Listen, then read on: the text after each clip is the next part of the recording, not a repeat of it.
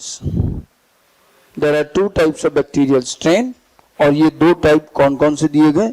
One is S type, another one is R type. S type and R type.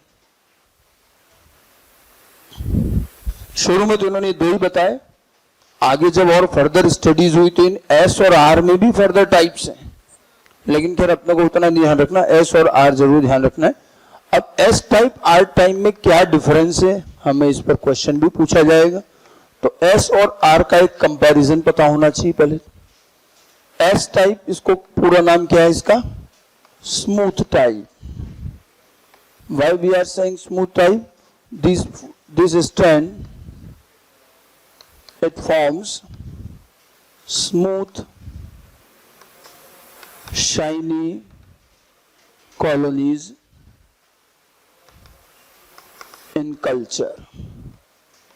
Culture में ये smooth shiny colony बनाता है। Are type जो है ये है rough type. It forms rough colonies.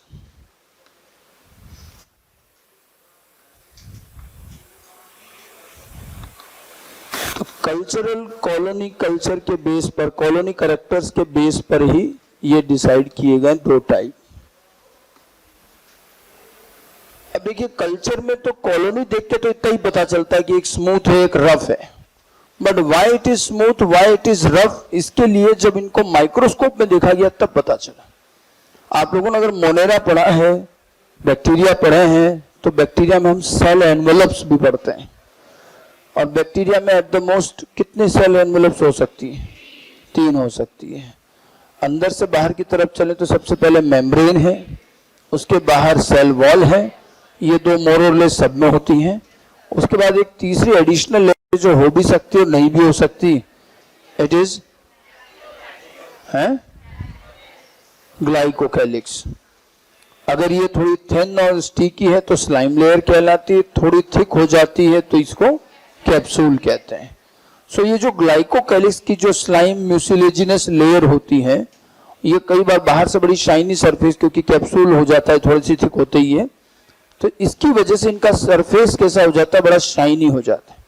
Glycocalyx bacteria के लिए एक प्रोटेक्टिव लेयर की तरह काम करती है। स्लाइम लेयर या कैप्सूल जो भी है, क्या प्रोटेक्शन मिलता है बैक्टीरिया को? पढ़ा कि इसका काम क्या है? बहुत सारी हार्मफुल सब्सटेंस सीधे सेल में न तो एंटर कर पाएंगे न सेल वॉल के कांटेक्ट में आएंगे। जैसे एंटीबायोटिक है जो सेल वॉल को डैमेज कर देती है, कई बार वो एंटीबायोटिक कांटेक्ट में नहीं आएंगी। कई सारे एंजाइम है जो सेल वॉल का डाइजेशन करते हैं, जैसे आपने सुना लाइसोजाइम, तो लाइसोजाइम से सेल वॉल का डाइजेशन नहीं होगा। एंटीबायोटिक जो वॉल एक्टिंग एंटीबायोटिक है जैसे पेनिसिलिन वगैरह, वो सेल वॉल तक नहीं पहुंचेगी। तो ये एक अच्छा खासा प्रोटेक्शन है। और जिस बैक्टीरिया के चारों तरफ इस तरह का कोई म्यूसिलेज या कैप्सूल होता है, वो ज्यादा अच्छे से सर्वाइव कर लेता है।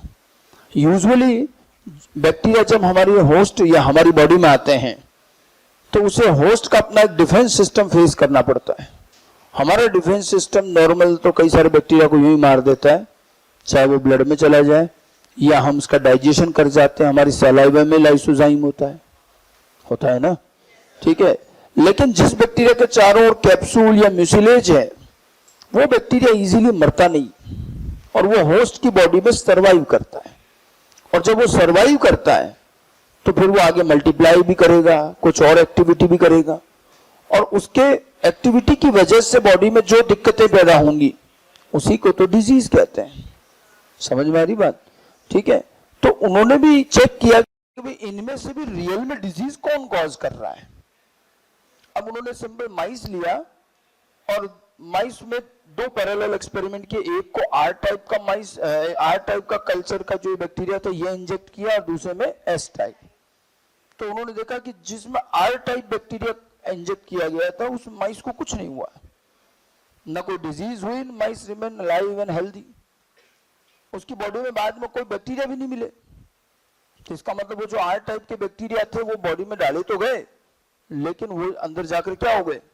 खत्म हो गए। लेकिन जिसमें एस टाइप इंजेक्ट किया गया था उस माइस को निमोनिया डिजीज हो गई।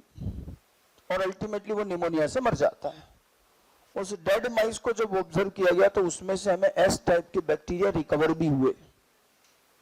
तो एक बात क्लियर हो गई कि पैथोजेनिक कौन है, यहाँ पर एस टाइप है, आर टाइप नहीं है। और इसके पैथोजेनिक होने का रीजन क्या है, तो यहां समझ में आया इसका रीजन क्यों, और ये क्यों स्मूथ कॉलोनी बनाता है, because it have a mucilaginous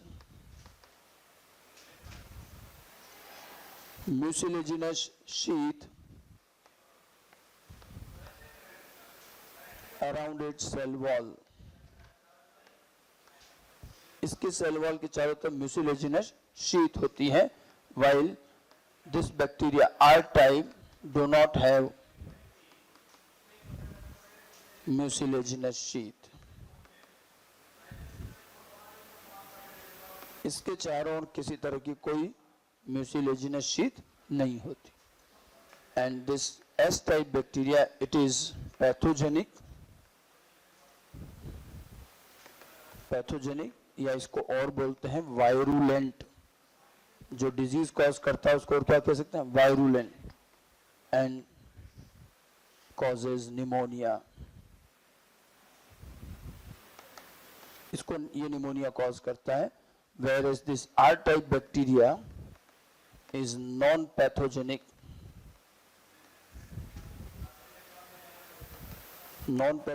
और ए वायरुलेंट। ये नॉन पैथोजेनिक है, ए वायरुलेंट। तो आर और एस दो अलग अलग वैरायटी में मिले हैं। जितने भी आप देखिए ह्यूमन के ज्यादातर जो पैथोजेनिक बैक्टीरिया होते हैं, आप देखिएगा ज्यादातर पैथोजेनिक बैक्टीरिया जो हैं वो सब के सब कैसे हैं, म्यूसिलेज और कैप्सूल वाले होते हैं। इनको कैप्सुलेटेड, नॉन कैप्सुलेटेड भी कहा जाता है। तो ज्यादातर जो है कैप्सुलेटेड और इसी तरह के होंगे, क्योंकि ये अपने आप का एक प्रोटेक्शन कर पाते हैं और तभी ये सर्वाइव कर पाते हैं। अब देखिए इनकी एक्सपेरिमेंटल स्टेप्स क्या रही। मैंने आपको 2 स्टेप्स तो बताई, लेकिन इन्होंने कुछ और काम भी किया। देखिए सबसे पहले तो इन्होंने एस टाइप का बैक्टीरिया लिया और इसको माइस में इंजेक्ट किया गया, इंजेक्टेड इन माइस। तो क्या रहा, माइस के अंदर माइस डेवलप्स निमोनिया। माइस में निमोनिया डेवलप होता है और इस निमोनिया की वजह से अल्टीमेटली माइस की डेथ हो जाती है, डाइज। और उसकी डेथ होने से जो डेड माइस था वो भी वापस मिलता है। एस टाइप बैक्टीरिया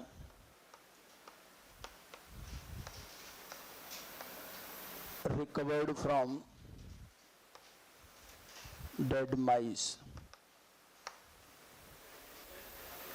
ये उनका एस टाइप को लेकर एक्सपेरिमेंट था, और इसी के साथ साथ उन्होंने आर टाइप के कल्चर को भी माइस में इंजेक्ट किया। यहां देखा गया देयर वाज नो डिजीज,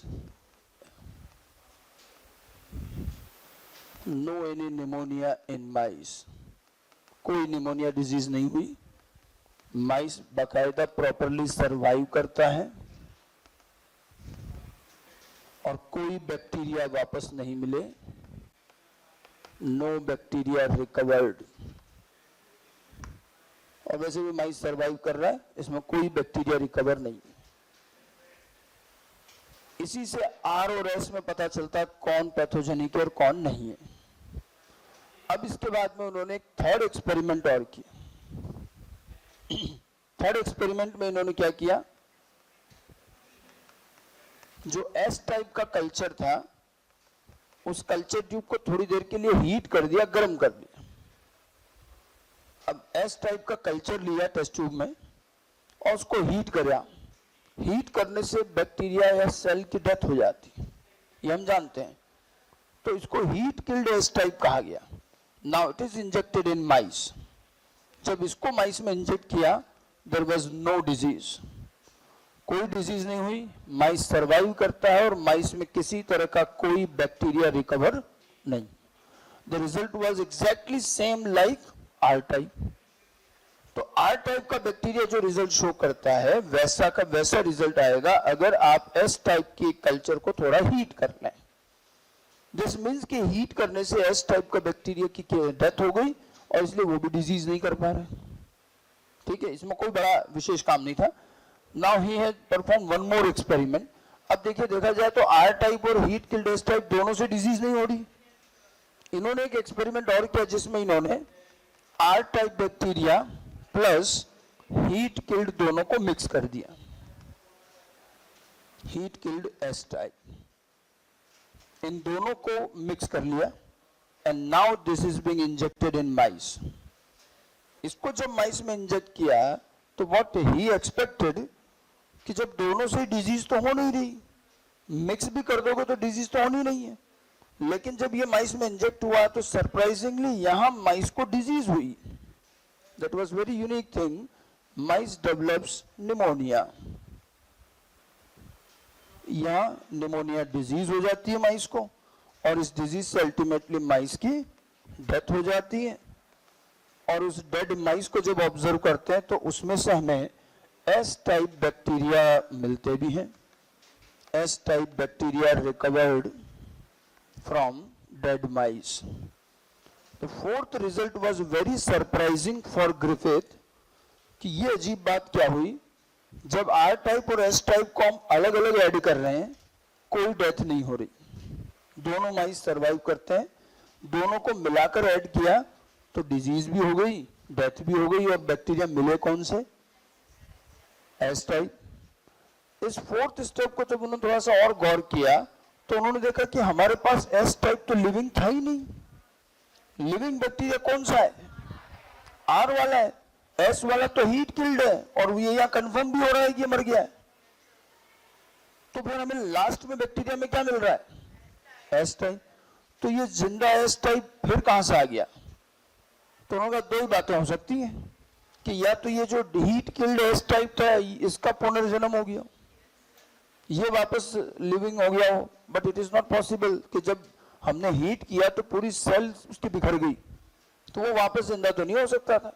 तो फिर एक ही चांस है कि ये जो लिविंग एस टाइप था ये ही किस में कन्वर्ट हुआ, लिविंग आर टाइप ही किस में कन्वर्ट हुआ, एस टाइप। और वैसे भी आर और एस में कन्वर्जन में कोई बहुत बड़ी मेहनत नहीं है, एक केवल कैप्सूल या यूं म्यूसिलेज शीट ही तो बनानी है। तब इनको लगा कि यहाँ कुछ तो ऐसा हुआ है जिससे R type bacteria get converted into S type. और ये ऐसे नहीं हुआ, ऐसे तो कभी आर वाला एस में नहीं बदलता, ये कब बदला, जब उसके साथ क्या मिलाया, heat killed S type. Then he concluded that this means this R type bacteria has taken something from outside, any material of S type bacteria, और उस चीज को ले लिया गया और because of that material he develops a mucilage and it become S type। तो इसने कुछ तो बाहर से लिया है और जो चीज इसने बाहर से ली उसमें म्यूसिलेज बनाने की इंफॉर्मेशन थी, इसीलिए उसने म्यूसिलेज की शीट बना दी। और अगर म्यूसिलेज बनाने की इंफॉर्मेशन किसी में है और जब कैरेक्टर्स की इंफॉर्मेशन किसी में होती है तो वो कौन होना चाहिए, जेनेटिक मटेरियल। तो ग्रिफिथ ने ये एक हिंट दिया कि this substance which is being taken by R type should be the genetic material, but ये सब्सटेंस कौन सा है ये ग्रिफिथ नहीं बता पाए। इन्होंने इस सब्सटेंस का नाम रख दिया ट्रांसफॉर्मिंग सब्सटेंस और इस पूरे प्रोसेस को एक टर्म दिया गया ट्रांसफॉर्मेशन। ट्रांसफॉर्मेशन का मतलब है चेंज होना। आर टाइप का बैक्टीरिया एस में कन्वर्ट हुआ, इस प्रोसेस को क्या कहेंगे, ट्रांसफॉर्मेशन। जिस मटेरियल को लेकर के वो चेंज हुआ उस मटेरियल को इन्होंने ट्रांसफॉर्मिंग सब्सटेंस, ट्रांसफॉर्मिंग प्रिंसिपल कहा। But Griffith was unable to give the chemical nature of that substance. He indicated that this substance is very stable because heat killing के बाद भी वो substance बेकार नहीं हुआ, इंफॉर्मेशन थी उसमें, बैक्टीरिया तो मर गया फिर भी इंफॉर्मेशन थी और वो बड़ा स्टेबल होता है। और जब दूसरे बैक्टीरिया ने इसको ले लिया तो उसने वो इंफॉर्मेशन से वहां करेक्ट बना दी। So it should be the genetic material. Griffith के इस एक्सपेरिमेंट में और भी कई सवाल रहे। कुछ साइंटिस्ट लोगों ने पूछा भाई इसमें माइस का क्या रोल है, कहीं ऐसा तो नहीं कि माइस कुछ गड़बड़ कर रहा हो। भाई सब काम माइस